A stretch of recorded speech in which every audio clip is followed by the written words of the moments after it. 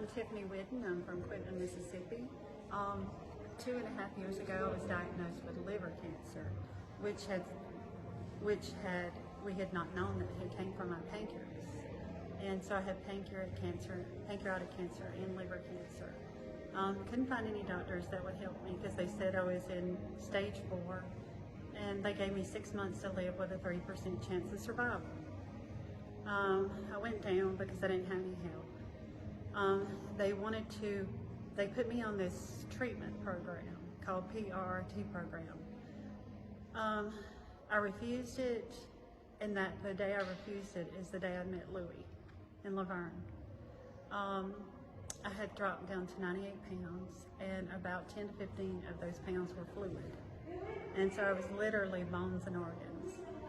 And my homeopathic doctor told me that he can keep your organs going.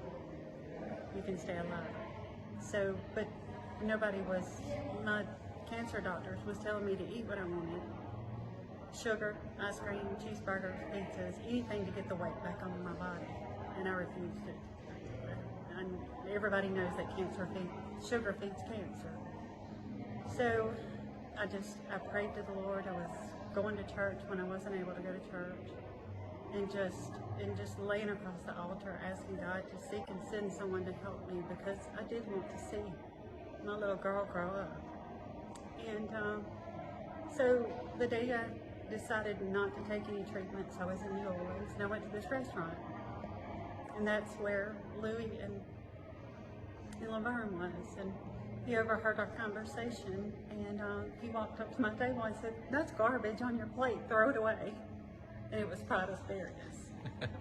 And so he just struck up a conversation with me and gave me his contacts, and he said, "I want to help you." And I said, "Well, if you do, the Lord led you to me." And he said, "I want to put you on this program." And he said, I told him my situation. I said, "I have intricate tumor cancer. It's aggressive cancer, and it doesn't stop." He just laughed. And he said, "You can stop any cancer. If you stop feeding it, it'll stop growing." And so he said I had to get rid of all the poisonous shampoos, the laundry detergent, the soaps, the toothpaste, the cleaning supplies, everything. And I said, "Well, you know what? I only have 4 months left to live compared to what my doctor said, so let's try it." So I did, and I kept in contact. And he didn't give up on me. He stayed in contact with me. He would call me all the time. And sometimes I would think, "Oh, he's never going to give up." And that's exactly what I needed. Exactly what I needed. And he worked with me, and he would call me, "Are you doing this? Are you doing that? Now, don't halfway do this, let's do it." And when I went back to my cancer doctors for my scans, they were at disbelief.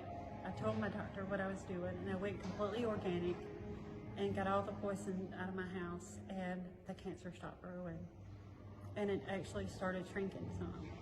And the doctor said, "Well, I need to put you on this new treatment. It's this experimental treatment, fighting cancer with metal." And I said, "No, sir."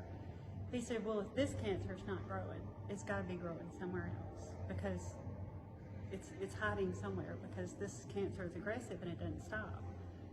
And so I went that was 2.5 years ago. And I went this past January, and I had such wonderful news. It was just amazing. And he says, "You have so many options, and I don't know if you'll die from this or not." And he says, you're doing an amazing job. Whatever you're doing, keep it up." He even had someone from the hospital to call and ask me questions about the things that I was doing, because they didn't understand it. And the Lord has got me this far, and He will lead me the rest of the way. Amen.